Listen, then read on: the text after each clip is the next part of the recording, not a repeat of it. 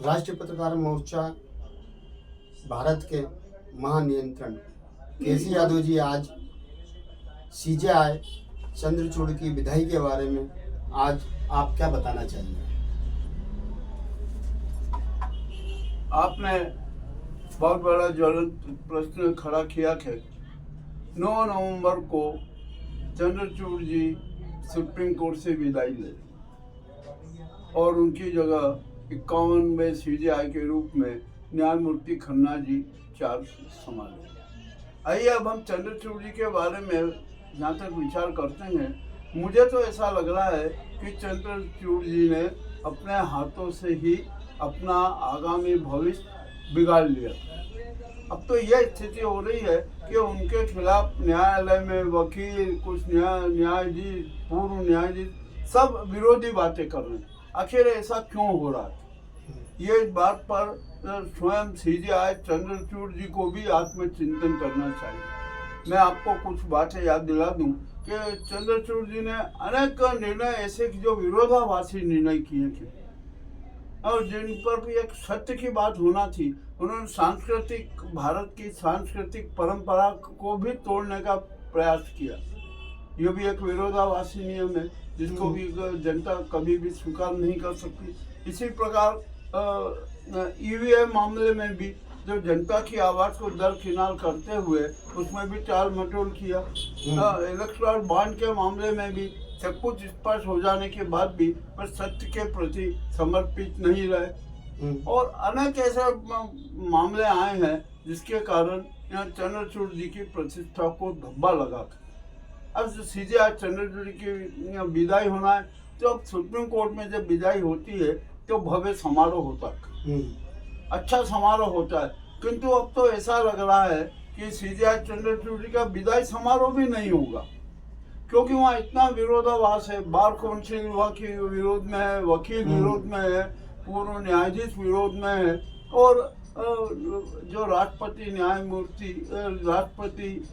मुर्मू जी ने न्यायमूर्ति जी को भी अपने संदेश दिया था कि अदालतों में, सुप्रीम कोर्ट में, हाई कोर्ट में और निचली अदालतों में तारीख पे तारीख बढ़ाने का जो क्रम चल रहा है उसको भी नियंत्रित किया जाना चाहिए। किंतु चंद्रचूड़ जी ने उसके बारे में भी कोई निर्णय नहीं लिया।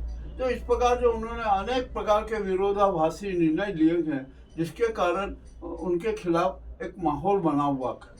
और हम देखते हैं सोशल मीडिया पर, जब मैं देखता हूँ सोशल मीडिया पर तो मुझे आश्चर्य होता था कि आखिरकार चंद्रचूड़ जी को ये क्या हो गया, कौन सा ऐसा दिमाग में कीड़ा घुस गया कि जो सख्त निर्णय नहीं कर पा रहे। और उन्होंने जो मोदी जी के साथ जो समझौता किया उसकी भी खूब चर्चा है, उसका भी खूब मजाक बन रहा है और इससे लग रहा है कि चंद्रचूड़ जी ने अपने आगामी भविष्य के लिए कुछ सुरक्षित स्थान तय कर लिया। हो सकता है मंगल भगवान उनको सद्बुद्धि दे और जाते जाते कोई अच्छा सा निर्णय लेकर जाए। अब कोई निर्णय की आशा नहीं है। अब सीजेआई साहब को कुछ भी नहीं, उनका अपना उज्जवल भविष्य नजर आ रहा है कि मैं कैसे हूँ और कैसे शान से जीऊँ। तो हो सकता है कि अब वो सांसद तो बन नहीं सकते, हो सकता है कि किसी भी प्रदेश का राज्यपाल बनाकर उनको संतुष्ट कर दिया जाए। अब इस प्रकार की जब स्थिति बनती है तो ऐसे में सुप्रीम कोर्ट के न्यायाधीश, सुप्रीम कोर्ट के वकील कभी भी वो उनका फेयरवेल नहीं करेंगे और यदि हुआ भी तो मात्र अनबुझे मन से वहाँ उपस्थिति दर्ज करा देंगे, उसमें भी विरोधाभासी बातें होगी। अभी चंद्रचूड़ जी ने अपने हाथों से ही अपना भविष्य पर काली पोती है। उन्होंने अपने हाथ से ही अपना भविष्य बिगाड़ा है। और यदि ईवीएम के मामले में अभी भी समय है कि वे चाहे तो स्पष्ट कह सकते हैं कि अब इस देश में निर्वाचन जो मतदान होगा वो ईवीएम से नहीं होगा, मतपत्रों से होगा। और इलेक्टोरल बॉन्ड के भी कह सकते हैं जिन्हें चंदा लिया है उनसे चंदा वापस लिया जाए, उसको राष्ट्रीय कल्याण कोष में या राष्ट्रीय लोक फंड है उसमें जमा किया जाए, परंतु ऐसा आप तो कुछ भी नहीं कर सकेंगे। अभी हो सकता है आपकी बात माता चंद्रचूड़ जी को पहुंच जाए और वो निर्णय देने में सक्षम हो जाए। साहब आप जो कह रहे हो आपकी बात सही है किंतु जब आदमी आत्मिक रूप से गिर जाता है, उसकी आत्मिक गरिमा समाप्त हो जाती है, तो उससे किसी प्रकार की आशा करना व्यर्थ है। ये तो सीधे आए चंद्रचूड़ जी के आत्मा में यदि कोई परिवर्तन हो, कोई ईश्वर देवता आ जाए, जैसे उन्होंने राम जन्मभूमि का निर्णय दिया था, ईश्वर के सामने वो बैठ जाए और कहे कि अब मुझे क्या करना है और ईश्वर क्या प्रेरणा देते हैं, वही का वही निर्णय कर दिया। अभी उनको 5 निर्णय देना, आज 4 तारीख है, 9 तारीख है, 4 दिन में उनको 4-5 निर्णय करना है। भगवान उनको सद्बुद्धि दे कि ईवीएम संबंधी, चुनावी बॉन्ड संबंधी और जो चुनाव आयोग की जो नादिरशाही चल रही है, इतना छल कपट हो रहा है, उसके संबंध में कोई कठोर निर्णय पारित कर दे, हमें ऐसा विश्वास। आपकी बातों से ऐसा लगता है मेरे को, सारे निर्णय दे देते तो इतिहास में आज उनका एक नाम हो जाएगा। चंद्रचूड़ जी का न्यायिक जगत में यदि विरोधाभासी निर्णय नहीं देते हुए स्वस्थ निर्णय देते, सत्य के प्रति निर्णय देते, तो पूरी न्याय व्यवस्था उनका आभार मानती, उनको देवताओं के समान पूछती। अब जैसे उन्होंने मूर्ति का भी, न्याय मूर्ति का भी जो निर्णय ले लिया, वो किसी से सलाह ले ली और अपनी मन मर्जी, यानी वो भी जो जैसे PM Modi event manager PM है, उसी प्रकार चंद्रचूड़ जी भी इवेंट मैनेजर सीजेआई के सिद्ध हुए हैं। यह मैं बहुत खुली बात।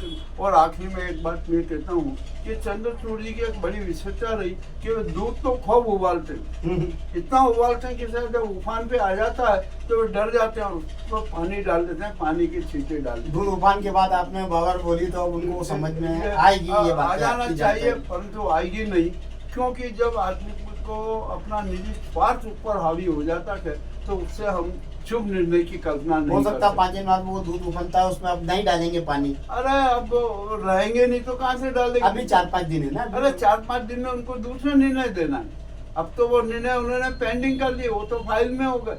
अब जो आपने कब्र में दफना दिए हैं, तो कोई मुर्दा तो जिंदा होता नहीं है, ऐसी कोई प्रथा है भी नहीं। और कभी हो जाए तो ईश्वर की कृपा है और ईश्वर उनको सद्बुद्धि दे दे तो ऐसा वो निर्णय भी कर ले। Ground report Mukesh Lashkari, theme news channel, B India news, Ujjain.